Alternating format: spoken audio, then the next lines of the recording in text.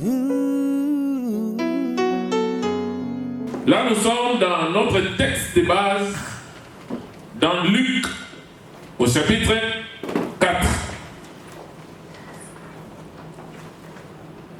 À partir du verset 14, je vous prierai de noter d'abord le verset 1, virgule le verset 14, jusqu'au verset 19.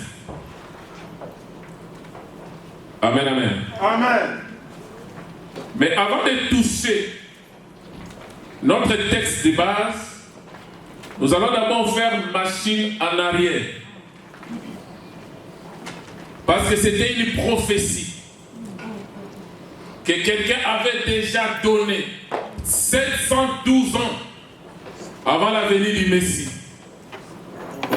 Et ces prophètes, nous le savons, c'est le prophète Isaïe. C'est ce que les autres appellent Isaïe. Amen, amen. Amen. Il avait déjà prophétisé. Isaïe, c'est un prophète que je peux dire majeur. Amen, amen. Amen. Isaïe, il a fait le résumé de la Bible.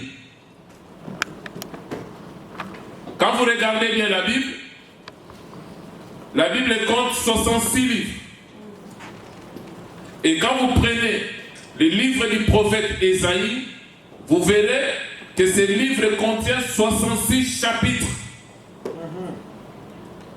Donc le livre d'Isaïe, c'est la synthèse de la Bible. Et dans ce livre, il y a plusieurs prophéties messianiques qui concernent Christ. Amen, amen. Amen. Et à chaque fois que le prophète prophétisait, il était investi de l'Esprit de Dieu.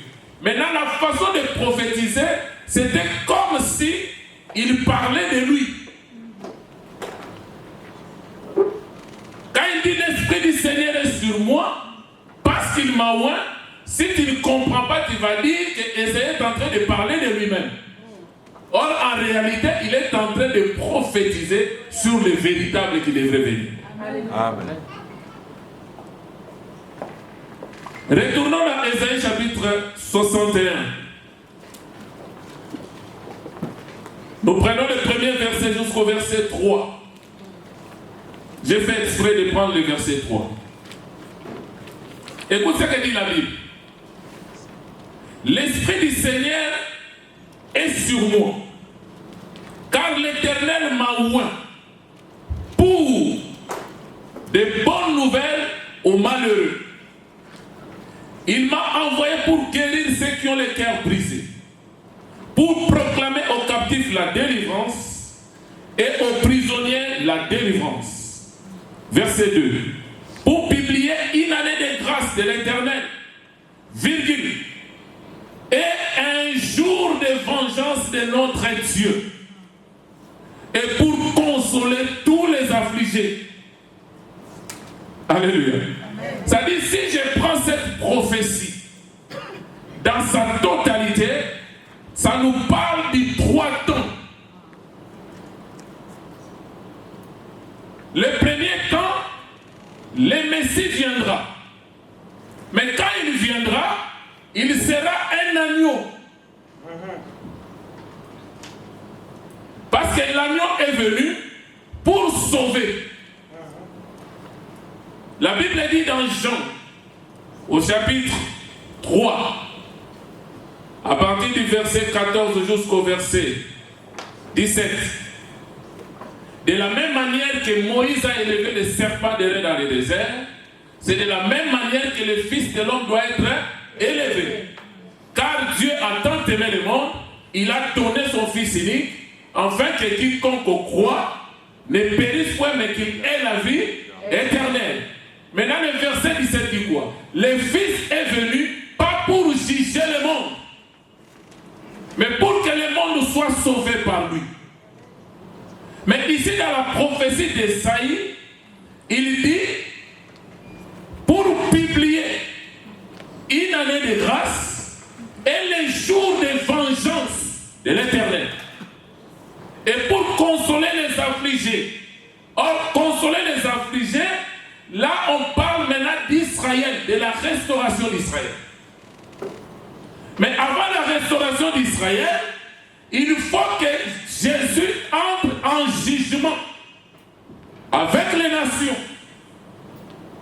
Mais maintenant, quand vous prenez Luc, chapitre 4, notre verset, vous allez voir que quand Christ reprend les textes, arrivé à une année de grâce, virgule, il a fermé le rouleau. Il n'a pas dit publier les jours de vengeance. Parce que Jésus-Christ a deux facettes. Dans la première facette, il est l'agneau. Mais à l'intérieur de l'agneau, il y a le lion de la tribu qui est caché. Alléluia. Alléluia. Celui qui ne croit pas en Christ, un jour, il ne sera plus l'agneau.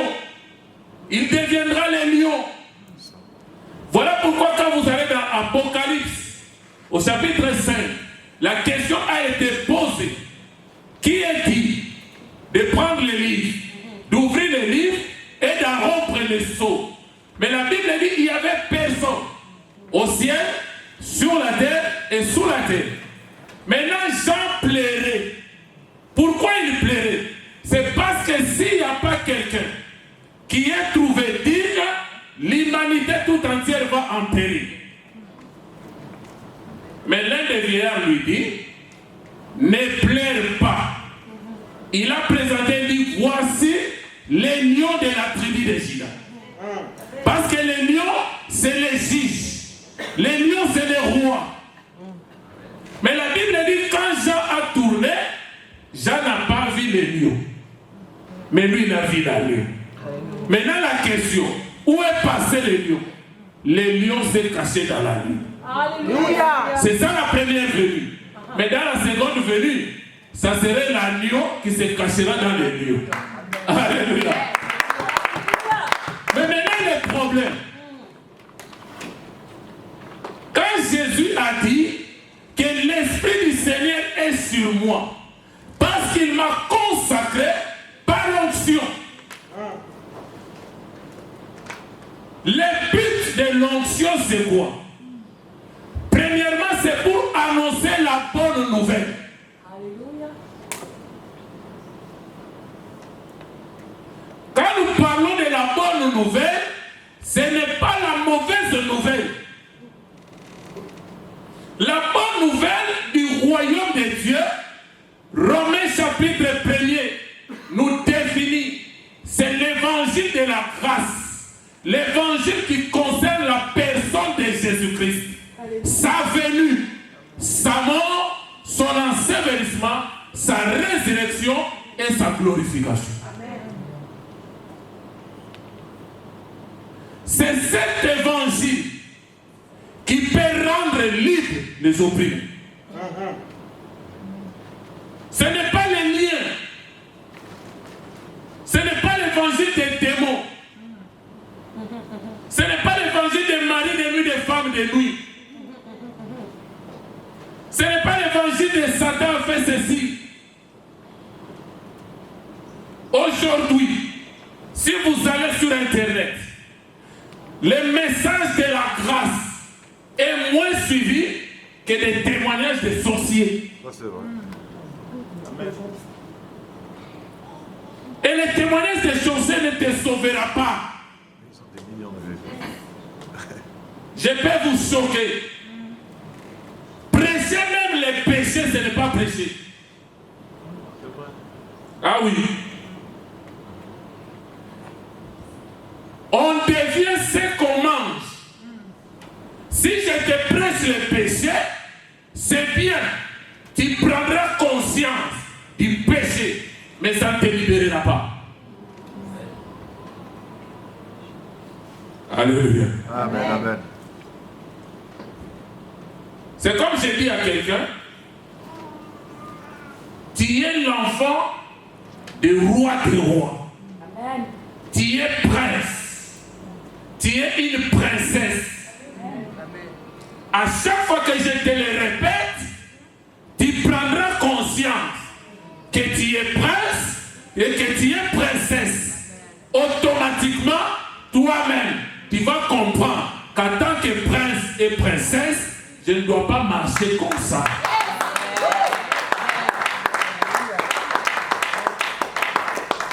C'est ça la bonne nouvelle.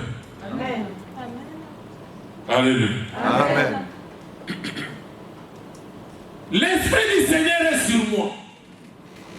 Mais l'action s'est passée déjà au chapitre 3. Alléluia. Amen. La chose s'est passée au chapitre 3.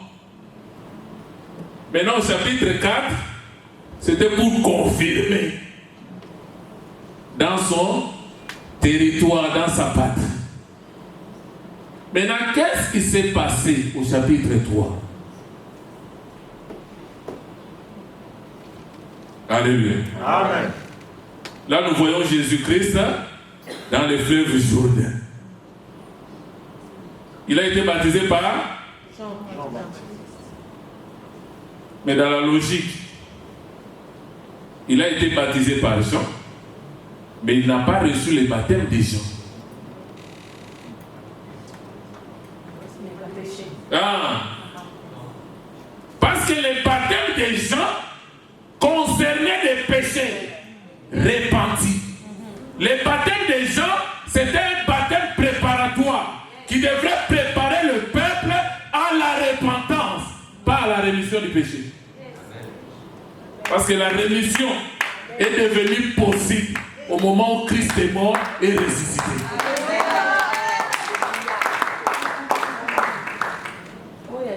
Mais on peut dire, mais pourquoi ça? Parce qu'à un moment, Jean-Baptiste disait, mais Seigneur, en réalité, c'est toi qui dois me baptiser. Christ a dit, laisse accomplir ce qui est juste.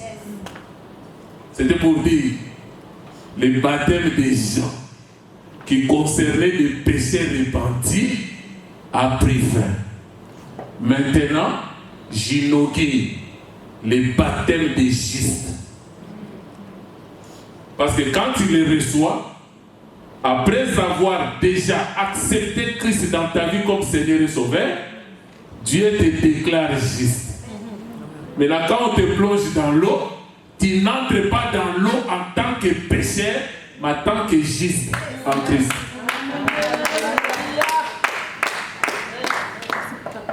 Vous avez compris la différence? Mais maintenant, le problème, dans le système hébraïque, il y avait des actions qui se faisaient qui étaient un peu semblables. Quand un père voulait adopter son propre fils, parce que souvent quand on parle de l'adoption, on dit on adopte celui qui n'est pas ton fils. Mais il y avait des rituels qui se faisaient pour qu'un père adopte son propre fils. Ah. Mais il y avait aussi des cérémonies qui se faisaient quand un fils voulait maintenant remplacer son père dans la sacrificature. Je m'explique. Amen, amen. Amen. Quand un souverain sacrificateur devrait laisser sa place à son fils pour le succéder, amen. Amen. Ce que le souverain sacrificateur faisait, premièrement, ceux qui prennent note, vous pouvez noter, il devrait d'abord raser son fils, enlever tous les poils dans le corps. Ça c'est un. De deux, il devrait laver son fils avec de l'eau, le corps tout entier. Troisièmement, il devrait le revêtir de vêtements blancs. Quatrièmement, il devrait maintenant déverser de l'huile sur son fils. Et après avoir déversé de l'huile, il passait maintenant à la cinquième étape. Il devrait maintenant témoigner. Alléluia. devant tout le monde et devant les témoins que celui-ci est mon fils bien-aimé. Amen, amen. C'est dans ces moments-là que les fils pouvaient entrer maintenant dans la sacrificature à la place de son père. Amen, amen. Amen. Mais maintenant, Christ, en tant que fils, devait maintenant entrer dans la sacrificature à la place du Père. Or, quand nous retournons dans Genèse, nous voyons que dans Genèse, le Père avait déjà inauguré le sacerdoce. Quand l'homme a péché. Alléluia. Amen. Maintenant, pour résoudre le problème du péché d'Adam, l'Éternel avait choisi un agneau innocent dans le jardin. Alléluia. Il a tué l'agneau et il a pris les vêtements de l'agneau, il a revêtu l'homme. Amen, amen. Amen. Il a couvert la nudité de l'homme. Donc, c'est-à-dire, l'agneau qui est immolé, il a versé son sang et la peau de cet animal, c'est pour justifier l'homme. Donc, cela veut dire, par l'action de Christ à la croix, sa mort, son sang a coulé, celui qui croit en lui est revêtu de la justice de Christ. Amen. Alléluia. Amen. Raison pour laquelle les pères devraient faire passer Jésus en tant que futur souverain sacrificateur, avant de commencer le sacerdoce, ils devraient les laver, tout le corps. Maintenant, de quelle manière le Père a lavé le Fils? C'est par l'entremise de Jean-Baptiste. Alléluia. Amen. Donc nous voyons les pères rituels. Jésus devait se laver. Ensuite, comme lui-même, il porte la tunique sans couleur et tunique félin sans couture, c'est ça sa divinité. Ensuite, il fallait lui verser de l'huile. Or, lui, la question, la Bible nous dit, au moment où Christ priait, les ciels s'ouvrirent. Le Saint-Esprit est venu sous une forme corporelle de la colonne et s'est posé sur lui. C'est ça, l'Esprit du Seigneur est sur moi parce qu'il m'a oint. Alléluia. Et quand la colombe descend, c'est ça le Père qui déverse l'huile sur son Fils. Maintenant, il faut que le Père témoigne. C'est pourquoi il voit ses filles entendre du ciel. Alléluia. Amen. Maintenant, quand vous lisez dans l'évangile de Luc, ça dit quoi? Tu es mon Fils bien-aimé, en toi j'ai mis toute mon affection. Mais quand vous prenez maintenant dans l'évangile de Matthieu, au chapitre, je crois, 4 ou 3, on ne dit pas que tu es mon fils. On dit celui-ci est mon fils bien-aimé, en qui j'ai mis toute mon affection. Pourquoi cette différence? Alléluia. Amen. Hein? Amen. Donc quand le Père donne les témoignages, le premier témoignage concerne la personne elle-même. Tu es mon fils. En toi, j'ai mis toute mon affection. Mais maintenant pour les autres, tu les présentes pour dire, celui-ci est mon fils bien-aimé, en qui j'ai mis toute mon affection. C'est pourquoi le plus important dans le christianisme, tu ne peux pas dire que Jésus-Christ est Seigneur parce que moi je prêche.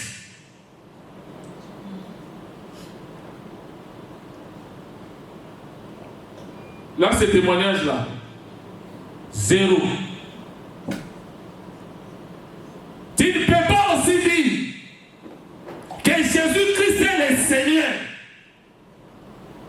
qu'il est écrit dans la Bible. Ça peut choquer. Hein, pasteur frère? Tout ça là, c'est zéro. Alléluia. Mais le vrai témoignage, c'est lorsque tu reçois le Saint-Esprit et que le Saint-Esprit en toi témoigne. Alléluia. C'est ça qui compte. Voilà pourquoi aujourd'hui nous avons des faux chrétiens. Aujourd'hui, dit Jésus est le Christ. Demain, il a des problèmes, il dit il est anathème. Ah oui. 1 Corinthiens 12, le verset 3. Quelqu'un va nous lire.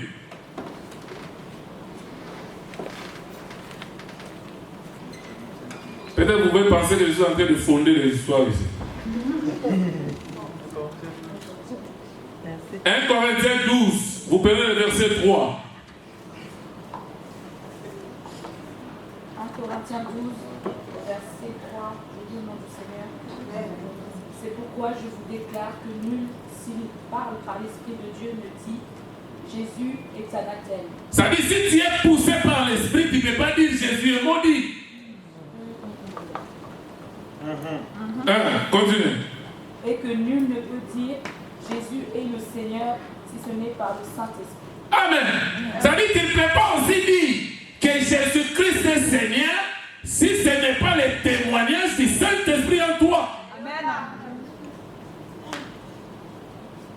C'est pourquoi ne peut dire que Jésus-Christ est Seigneur. Il faut qu'il reçoive d'abord le Saint-Esprit. Or, pour recevoir le Saint-Esprit, tu dois d'abord naître de Dieu. Le Saint-Esprit ne se pose pas sur la pourriture. Alléluia. Amen. C'est important. Alléluia. J'ai parlé de l'adoption de son propre fils. C'est-à-dire dans le système de l'éducation hébraïque, avant qu'il y ait l'école publique, pour que les parents envoient les enfants pour étudier, le système des gens qui avaient l'argent, qui avaient des moyens, ils prenaient leurs enfants et ils les confiaient aux précepteurs. C'était comme un enseignant. Amen, amen. Amen. Ça dit, quand tu confiais ton enfant à un précepteur, tu ne le voyais plus. L'enfant était entre les mains du formateur jusqu'à sa majorité. Jusqu'à ce que le précepteur va dire, cet enfant est devenu maintenant mature. Alléluia. Amen. Et quand l'enfant devenait mature, responsable, maintenant on l'amenait auprès de son père.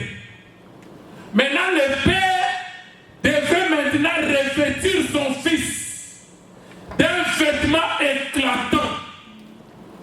Et il l'amenait sur une tribune devant les témoins. Amen, amen. Amen. Et il les présente.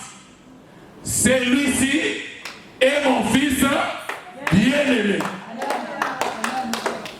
Il adopte son propre fils. Il l'adopte. Et quand on parle de cette adoption, ça veut dire le fils devient égal à son père. Amen. Ah oui. Amen. C'est-à-dire, si c'était dans notre monde actuel, le fils a la signature de son père.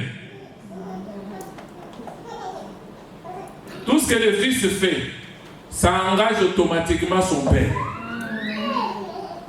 C'est-à-dire, quand l'enfant revenait de la formation, si cet enfant-là était encore prodigue, le père ne pouvait pas lui faire confiance, le père n'allait pas l'adopter. Mais quand le père prenait la décision de l'adopter, c'est que le père était sûr à 100% que là, il devient mature, je peux lui confier la responsabilité, il a mon héritage, je lui fais confiance à 1000%. Amen. Alléluia. Amen. C'est pourquoi il y a des paroles dans la Bible où Jésus dit quoi? Tout ce qui est de mon Père est à moi. Alléluia. Amen. Mais comment le Père a adopté son propre fils, Jésus-Christ de Nazareth? Alléluia. Amen. Il y a eu un moment, il a fait entrer, la Bible dit quoi? Il a fait entrer le premier-né dans le monde. C'est ça le Père qui confie son fils entre les mains du précepteur. Or, quand nous parlons du précepteur, allons dans Galates. Quelqu'un va nous lire Galates chapitre 3.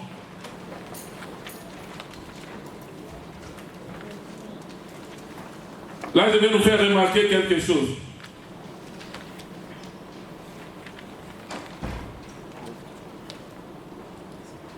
Vous prenez le verset 22 à 29 et le chapitre 4, les versets 1 à 7.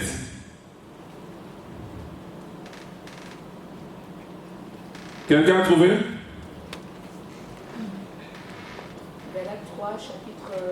Galates chapitre 3 au verset 22. Je lis au nom du Seigneur Jésus. Amen. Mais l'Écriture a tout renfermé sous le péché, afin que celui qui avait été promis fût donné par la foi en Jésus-Christ à ceux qui croient. Avant que la loi vînt, nous étions enfermés sous la garde de la loi. Avant que la loi, avant que la foi vînt, avant que la foi, nous étions enfermés sous la garde de la loi, en vue de la foi qui devait être révélée. Ainsi, la loi était comme un pédagogue pour nous conduire à Christ, afin que nous fussions justifiés par la foi. La foi étant venue, nous ne sommes plus sous ce pédagogue, car vous êtes tous fils de Dieu par la foi en Jésus-Christ. Amen. Continue. Vous tous qui avez été baptisés en Christ, vous avez revêtu Christ. Il n'y a plus ni juif ni grec, il n'y a plus ni esclave ni libre, il n'y a plus ni homme ni femme, car tous vous êtes un en Christ, en Jésus-Christ. Et si vous êtes à Christ, vous êtes dans la postérité d'Abraham, héritier selon la promesse. Amen, amen. Amen. Est-ce que vous avez compris? Amen. On dit avant que la foi vienne. Est-ce que la foi n'existait pas? Maintenant, de quelle foi? Amen. Amen. Amen, amen. C'est-à-dire, Abraham, il a vécu avant la loi. Amen, amen. Amen. C'était une dispensation de la grâce. Abraham a cru. Amen, amen. Amen. Dieu l'a appelé au chapitre 12. Le premier verset au verset 3. Quitte ton pays, ta patrie, la maison de ton père, va là où je te montrerai. Je ferai de toi une grande nation. Amen, amen. Amen. Il a marché avec Dieu. C'est au chapitre 17 que Dieu maintenant lui donne un signe, un sceau, pour attester la foi d'Abraham. Alléluia. Amen. Tu as cru, tu as accepté le Seigneur. Mais Dieu n'a pas encore mis le sceau pour attester ta foi. C'est pourquoi la Bible dit dans Romains, chapitre 4. On va lire.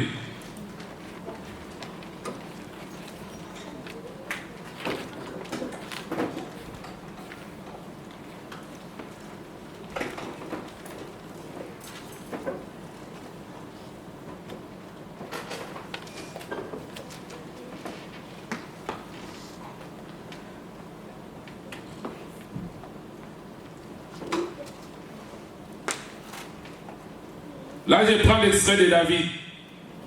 Et restez donc, le verset 7. L'iniquité sont pardonnées, dont les péchés sont couverts. Heureux l'homme à qui l'Éternel n'impute pas son péché. C'est bonheur n'est-il que pour les circoncis, ou est-il également pour les incirconcis? Car nous disons que la foi fit imputer à justice à Abraham. Comment donc lui fit-elle imputer? Est-ce après ou avant la circoncision? La Bible dit, il n'était pas encore circoncis, il était encore incirconcis. Et il a reçu les signes de la circoncision comme sceau de la justice qu'il a obtenu par la foi quand il était encore incirconcis, afin d'être le père de tous les incirconcis qui croient, pour que la justice leur soit aussi imputée. C'est-à-dire, si Abraham avait reçu ces sceaux-là, au moment où il était déjà circoncis, nous les incirconcis, nous ne serons pas enfants d'Abraham.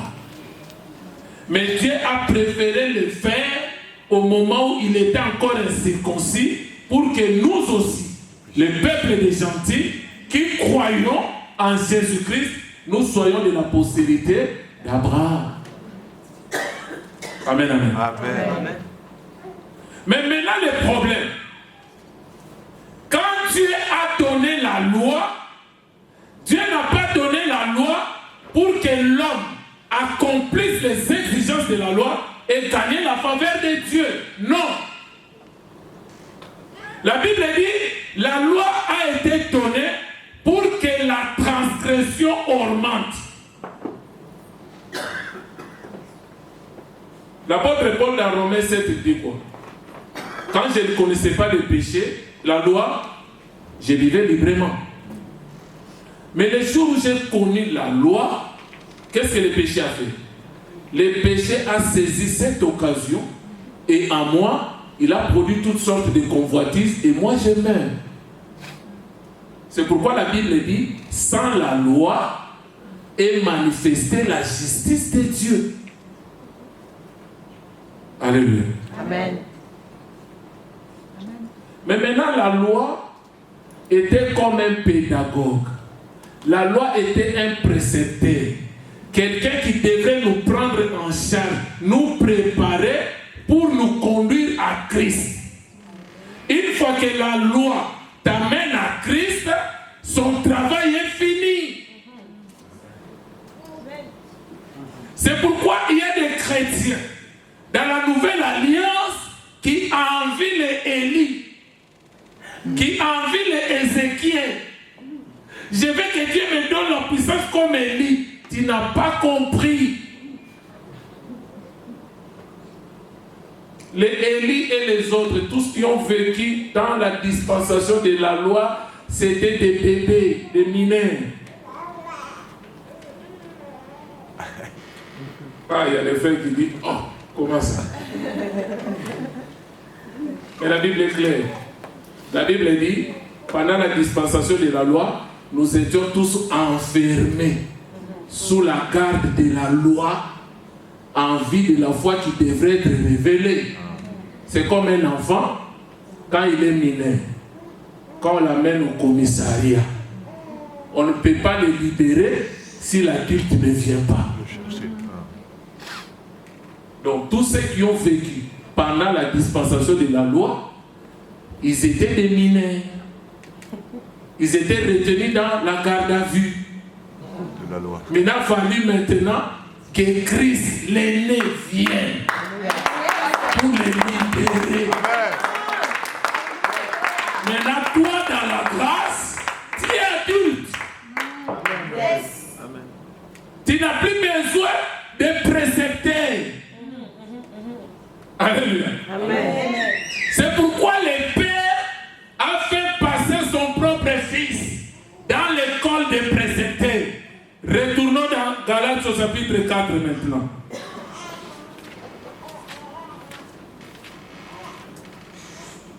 Vous notez le verset, vous commencez au verset 1er jusqu'au verset 7. Écoute ce que dit la Bible. Or,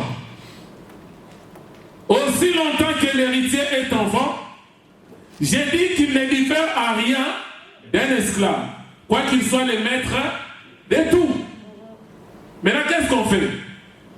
Mais on les soumet sous des tités et des administrateurs jusqu'au temps marqué par les pères. Nous aussi, de la même manière, lorsque nous étions enfants, nous étions sous l'esclavage du rudiment du monde. Mais lorsque les temps ont été accomplis, Dieu a envoyé son Fils, né d'une femme, né sous la grâce. Non, sous la loi. Ah, Sous la loi. vous allez vous piéger. Sous la loi, sous la loi. Il est né sous la loi.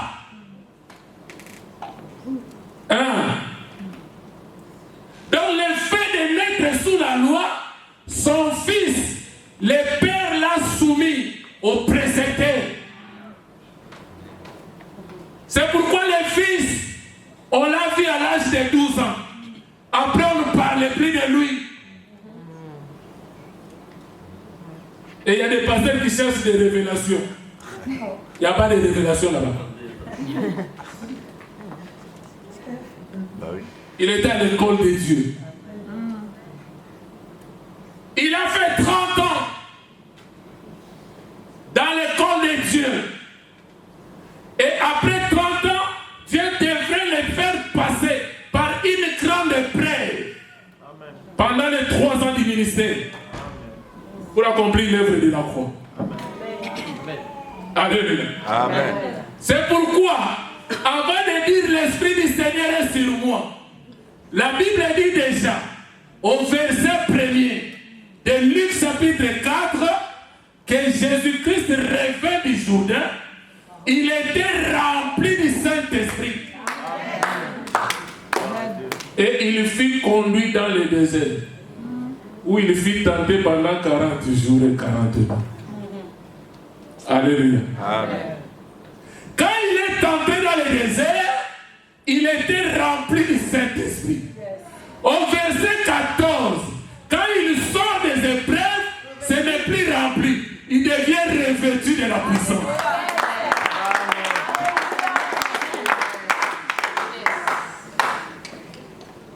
C'est vrai que tu dois changer ta façon de prier. Vraiment. Alléluia. Vraiment. Seigneur, remplis-moi. Non. Non, Seigneur, révèle-moi. Remplis-moi, c'est bien. Mais quand il te remplit, le désert t'attend. Quand tu sors des épreuves, c'est alors que tu peux dire, je suis maintenant revêtu.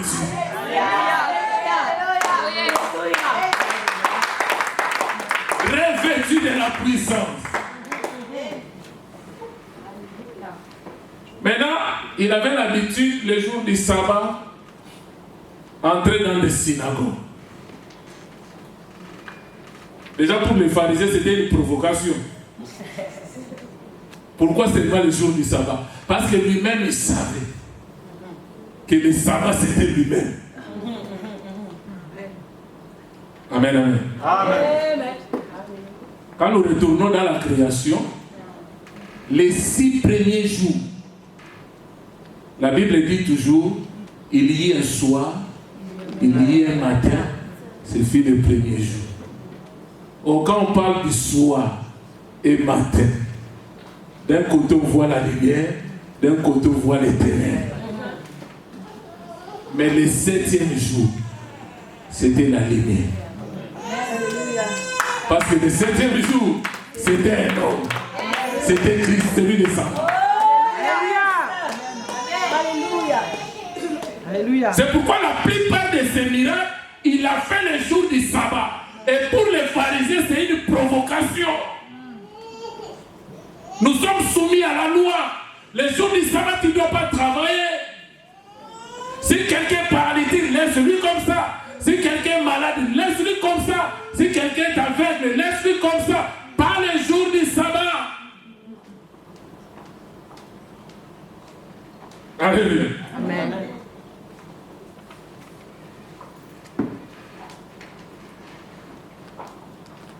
Il est bon Jésus. Amen, amen. Amen. La Bible dit quand il prêchait dans des synagogues, les gens étaient admiratifs.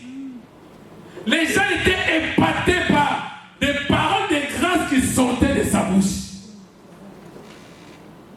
Mais pour que la prophétie s'accomplisse, la prophétie qui dit aucun prophète n'est accepté dans sa patrie, la Bible dit Jésus-Christ est allé chez eux à Nazareth. Il est entré dans la synagogue. Parce que dans la coutume juive, quand tu étais croyant, pratiquant, on pouvait aussi te confier la lecture. Alléluia. Amen. Maintenant, comme on savait que lui aussi, c'est un croyant pratiquant, c'est un prédicateur, on lui amena les rouleaux. Alléluia. Il a déroulé le rouleau. Il a tombé seulement à l'endroit où il est dit l'Esprit du Seigneur est sur moi. Alléluia. Amen. Parce qu'il m'a oint pour annoncer la bonne nouvelle. Amen, amen. Amen. Et quand il a fini, il a fermé le rouleau. Il ne disait rien. Maintenant, la Bible dit l'assistance avait les yeux braqués sur lui. C'est comme pour dire, on attend maintenant l'explication, qu'est-ce que tu vas dire. Connaissant leurs pensées,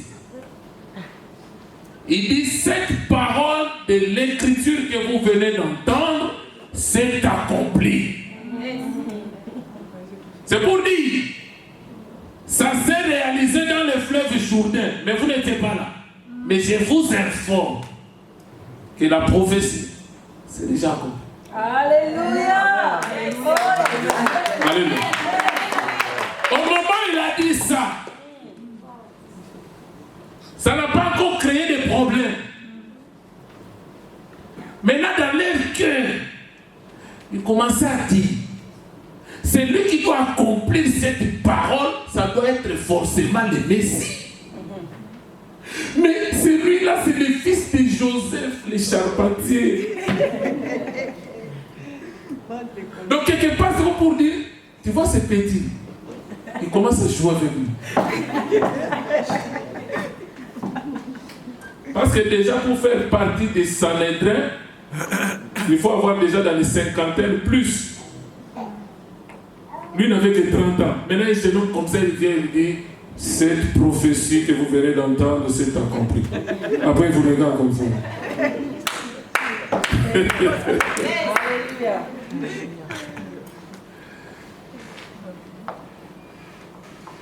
Maintenant, pour provoquer, parce que Jésus lui-même qui les a provoqués. Pendant qu'il se disait, c'est le fils de Joseph, c'est le fils de Marie. Mais comment il peut dire ça dans le cœur? Lui-même, il commence à dire, aucun prophète n'a jamais été reçu chez lui. Du temps du prophète Élie, il y avait plusieurs veuves en Israël. Mais la veuve qui a été visitée, c'est la veuve de Sarepta. Du temps du prophète Élie, il y avait plusieurs lépreux en Israël. Le lépreux qui a été visité, c'est Naaman les Syriens. Ah, là, ils ont dit, là, il nous a provoqué. Ils ont pris des pierres, mais là, ils voulaient les tailler. Alléluia. Amen.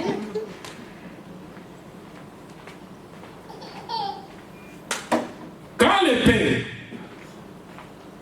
a envoyé son Fils, amen, amen, dans l'école de formation, Amen, amen. Amen. Au moment où le fils est rentré, quand tu vois maintenant que le fils devient mature, il est digne de confiance. Amen, amen. Amen. Il faut maintenant l'habiller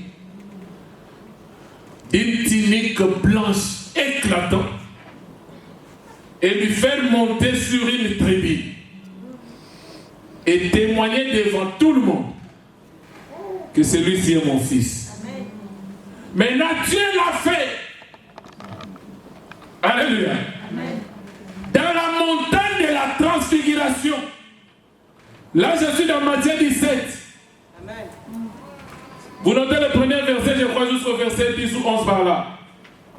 La Bible dit, Jésus-Christ a pris Matthieu et Pierre, Jean et Jacques. Il les a amenés sur la montagne. Au moment où Christ est arrivé sur la montagne, c'est ça l'image de la tribune. Et la Bible dit, il se transfigura. Ses vêtements deviennent blancs. Amen, amen. Amen. Maintenant, le Père devrait confirmer le Fils. Il devrait confirmer son adoption. Maintenant, cette fois-là, il n'a pas dit seulement que tu es mon Fils, bien-aimé, en qui j'ai mis toute mon affection. Mais là, maintenant, il a ajouté une troisième parole.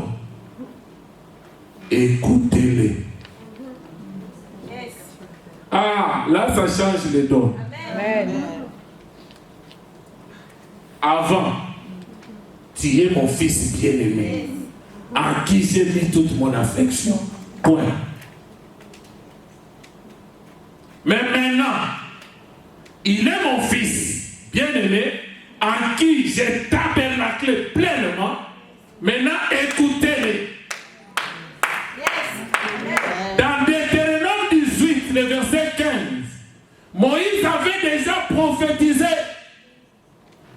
Parce que Moïse, c'est le père de tous les prophètes. Ah.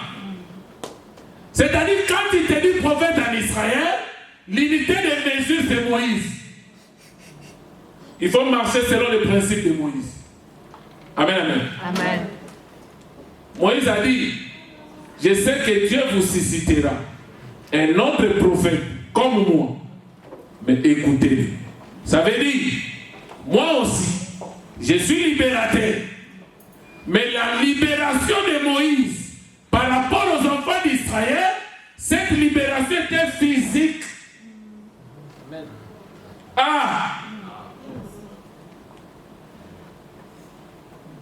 Il devrait prendre le peuple de l'esclavage en Égypte, physiquement, les faire sortir de l'Égypte pour les appeler dans le pays où coule le lait et le miel, Canaan. Amen. Amen. Et vous allez voir que la libération d'Israël avait encore des problèmes spirituels. Ils étaient libérés physiquement, mais spirituellement, ils étaient encore esclaves de Pharaon. Amen.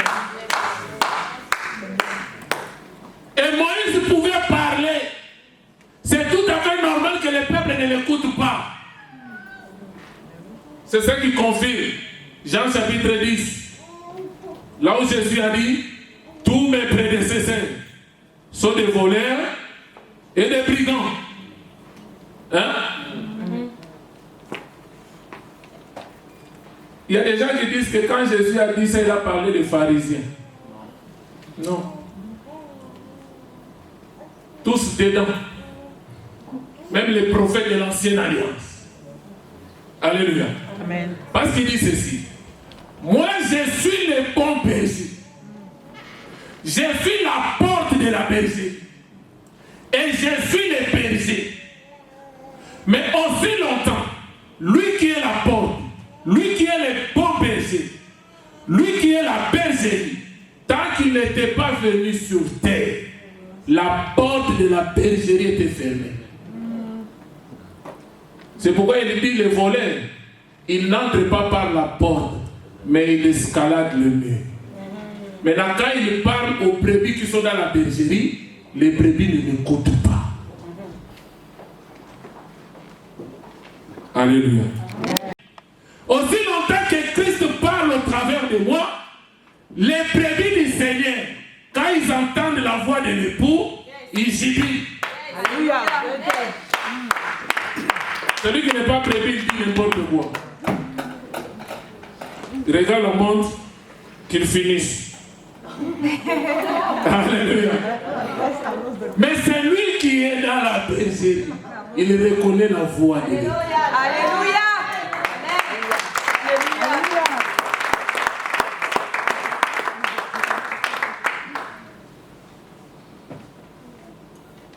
Christ, c'est-à-dire le Père, s'est déversé pleinement dans le Fils pour continuer son œuvre au travers du Fils. C'est pourquoi Jésus disait, j'agis, mon Père aussi agit. Tout ce que j'ai fait, je le vois faire mon Père. Alléluia. Amen. Maintenant, comme le Fils était adopté par son Père, il devenait l'égal du Père. C'est-à-dire, il avait la signature du Père. C'est pourquoi dans Colossiens, on pouvait dire, il est l'image de Dieu invisible, l'empreinte de sa personne. Au chapitre 2, on dit en lui, habiter corporellement toute la plénitude de la divinité. C'est-à-dire Dieu créateur, le Père, a pris le corps de Jésus comme un instrument pour passer sur la terre et accomplir son œuvre. Amen. Alléluia.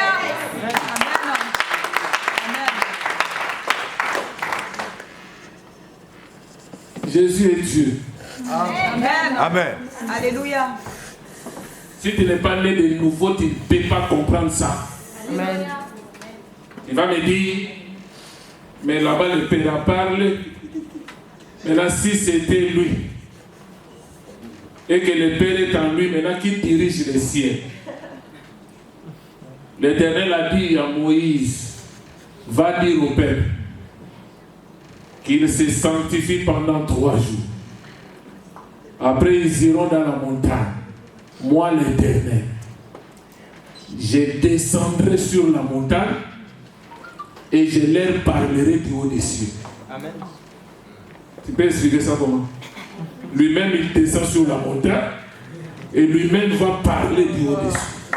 Alléluia. Donc, c'est lui qui est dans l'eau, c'est Dieu. C'est lui qui parle, c'est Dieu lui-même. C'est pourquoi Ésaïe 35, le verset 4 dit quoi? Dit aux enfants d'Israël, aux affligés de Sion, ô Israël, ton Dieu viendra lui-même et il te sauvera. Amen. C'est-à-dire, quand on dit qui est dit d'ouvrir le livre, d'Aaron et le sceau, il n'y avait personne. C'est-à-dire, aucun humain ne pouvait donner la solution. La solution devait venir de Dieu lui-même. C'est pourquoi Dieu, dans sa splendeur, dans sa grandeur, dans sa puissance, il ne peut pas venir comme ça. Nous allons mourir. C'est comme le soleil. Quand on rapproche le soleil de la terre, nous allons cramer. Maintenant, pour nous aider, le soleil ne donne que les reflets. C'est pourquoi on dit le Fils, il est le reflet de sa gloire. C'est-à-dire, il s'est dépouillé, prenant la forme humaine. Dieu incarné, Jésus-Christ de Nazareth. C'est pourquoi la Bible dit, les mystères, les mystères cachés de tous les temps, dans tous les âges, à savoir Christ en vous l'espérance de la gloire.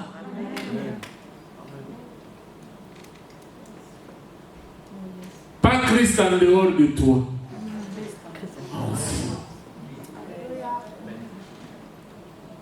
Tu sais, nous qui sommes de la grâce, si nous comprenons. La Bible dit, par rapport à la grâce, hein, bien des rois et des prophètes ont désiré voir, vivre cette période dans laquelle nous sommes. Ils n'ont pas pu. Parce que la mort les empêchait d'être permanents. Ils ont sondé les époques. Alléluia. C'est-à-dire qu'ils ont voulu vivre ce temps de la grâce. La Bible dit même les anges au ciel, ils plongent des regards envieux auprès des hommes que nous sommes. Ils veulent comprendre la grâce au travers de nous. Mais toi qui es dans la grâce, tu dis, je vais le porter vie. Tu n'as pas compris. Vérité. Tu n'as pas compris.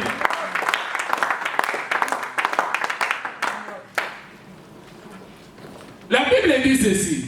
Dans 1 Thessaloniciens, je crois, 5:23.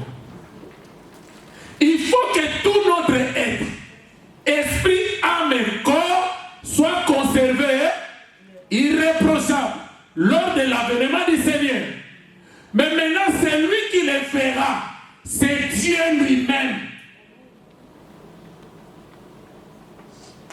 Ce n'est pas par ton effort. Le frère Cédric l'avait expliqué hier. Amen. Tu sais, le problème de Dieu, c'est quoi? Quand toi, tu te dis, je dois faire un effort. Laissez ça. Laissez ça. Tu vas faire 1 mois, 2 mois, tu succombes. Ah oui. Tu dis là. Tu sais,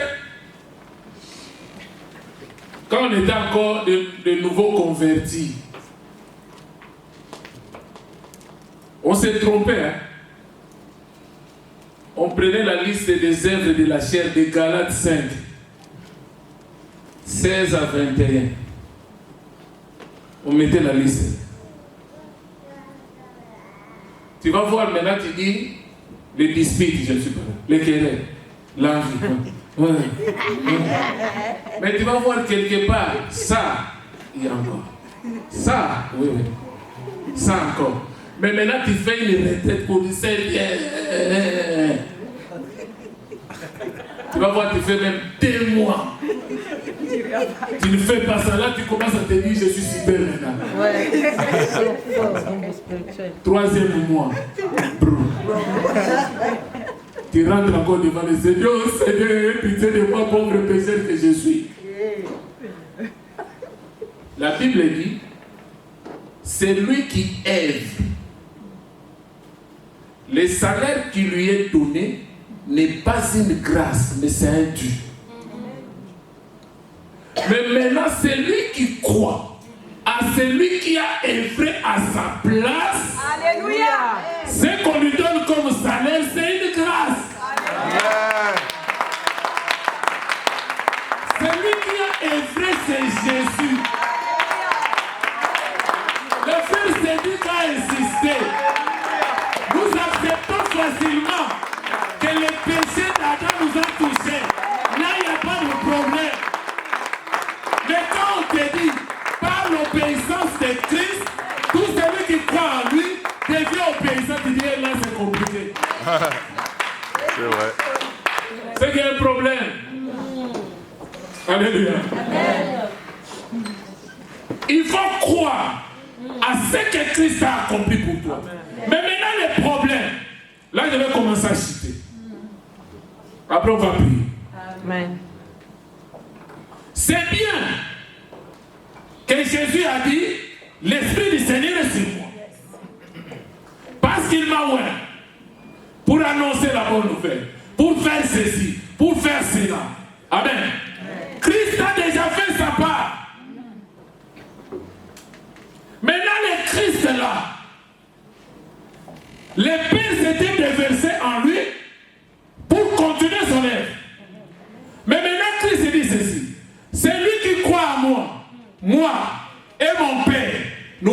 lui, notre demeure. Maintenant, les pères, les fils, ils se sont déversés pleinement dans l'église. Pas dans un individu. Ah.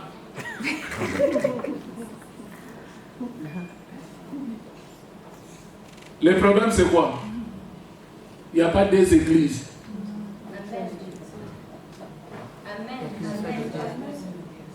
Dans Matthieu 16, il dit, tu es pierre. Sur cette pierre, moi Jésus, j'ai bâti mon église. C'est cette église-là que Dieu s'est déversé pleinement pour continuer sa mission dans le monde. Maintenant, toi qui fais partie de l'église corps de Christ, donc tu es bénéficié de cette plénitude, de cette onction, pour que tu accomplisses la mission sur la terre. Alléluia. Et je vais nous dire une vérité. La manifestation de la puissance de Dieu s'opère moins dans l'église que dehors. Ah oui, je m'explique. Si tu veux mesurer la puissance de Dieu qui est en toi, ne le mesure pas dans l'église. Il faut quitter les 4 murs. Aller dehors.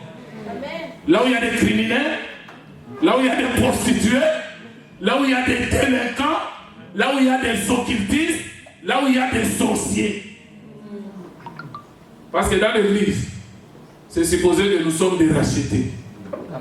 Voilà pourquoi dans l'église, Dieu manifeste moins la puissance.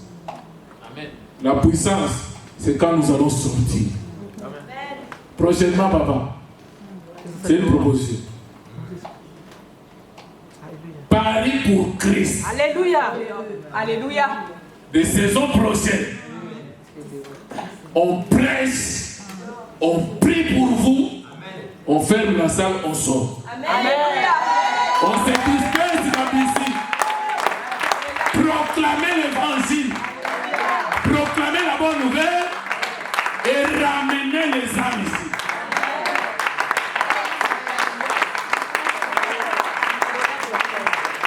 La puissance, tu ne mesureras pas ici.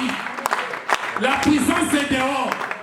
Voilà pourquoi Christ, il a donné aux disciples le pouvoir de marcher sur les scorpions, sur les serpents, sur toute la puissance de l'ennemi. Il dit, allez 2 années, dans le monde. Quand ils revenaient, ils ont dit, Seigneur, les démons se sont soumis à nous. Nous avons expérimenté la puissance. Christ a dit, ne vous réjouissez pas parce que les démons se sont soumis à vous. Le plus important, que vos noms soient écrits dans les livres. Alléluia. De la même manière, le Père a adopté son propre Fils. En l'adoptant, le Fils est devenu l'égal au Père. Le Fils a la signature du Père. Ce que le Fils fait, le Père est d'accord. Ce que le Fils dit, le Père approuve. Parce qu'il l'a adopté. Il a confiance totale à son Fils. Il sait que le précepteur a fait un bon boulot. Il sait que mon fils n'est plus prodigue. Il est bien formé. J'ai confiance en lui. Je peux fermer les yeux. Je peux dormir. Tout ce qu'il va faire, j'accepte. Ça m'engage. Amen, amen. Amen. Nous aussi, nous devons parvenir à l'adoption. Alléluia. Amen. Or, l'adoption, c'est le point final. Avant l'adoption, il y a d'abord la justification. Tu dois d'abord accepter Jésus, croire à l'œuvre de la croix, pour que tu sois justifié. Amen. Après la justification, vient la sanctification. Alléluia. Amen. Et vous allez voir, quand Christ a sanctifié les disciples, dans Jean 17, parce que lui-même était la parole, il dit, je les ai sanctifiés, parce que je suis la parole, ma parole est la vérité. Judas était dedans. Hein? Fils de la perdition était dedans. Mais pour arriver au baptême dans le Saint-Esprit, il a révélé sa nature. Donc c'est pour dire, avant d'arriver dans le baptême dans le Saint-Esprit, là c'est une prédestination. C'est réservé aux élus.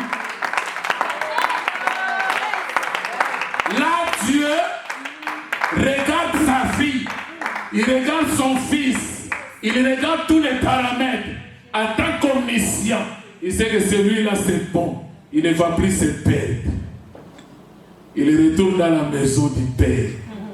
Il met le sceau. Alléluia. C'est là la Bible dit dans Éphésiens 4:30, n'attristez pas le Saint-Esprit pour lequel vous avez été scellés pour le jour de la rédemption. Le fait d'être scellé, c'est pour dire, quand Dieu te scelle par le baptême du Saint-Esprit, c'est pour te dire qu'il ne va pas te perdre jusqu'à la destination finale. Des fois, on se pose des questions. Je connais un homme de Dieu, je connais un serviteur, je connais une servante, je connais un frère, je connais une sœur.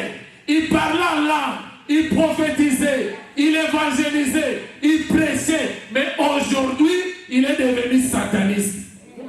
Aujourd'hui, il a baptisé avec le diable. Dieu peut-il se tromper? Non. Ah oui. Non. Je ne peux pas. C'est pourquoi Abraham a manifesté la foi au chapitre 12. Mais Dieu n'a pas mis les sceaux. Il fallait chapitre 13, 14, 15, 16, 17. Il voit tous les paramètres et dit 1. Maintenant c'est bon. La circoncision. J'approuve ta foi.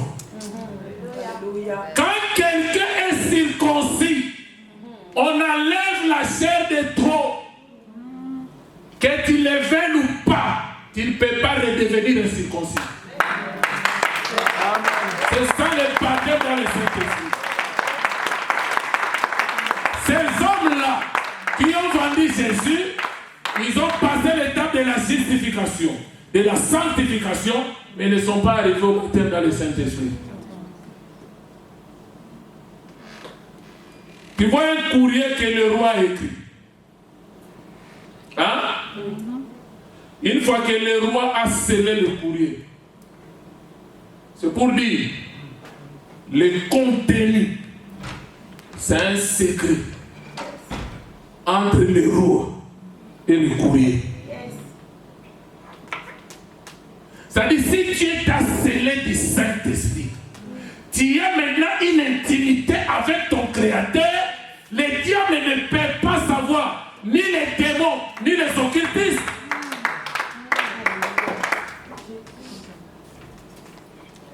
Il a scellé le courrier qui portait la condamnation d'Iri. Hein? Mais le courrier était destiné au général Joab. Maintenant, le porteur du courrier ne pouvait pas ouvrir pour lire le contenu. Parce que si tu brises le sceau, ça ne se referme plus. Il devait prendre le courrier de la main du roi jusqu'à la destination finale. Amen, amen. Amen. Donc c'est pour dire, quand tu es scellé par Jésus, tu iras jusqu'à la fin. Amen. Tu ne vas pas te perdre. C'est pourquoi il dit, je connais mes brebis me connaissent. Ils entendent ma voix et ils me suivent. Ils sont entre mes mains. Personne ne les ravira de ma main et ils ne périront jamais.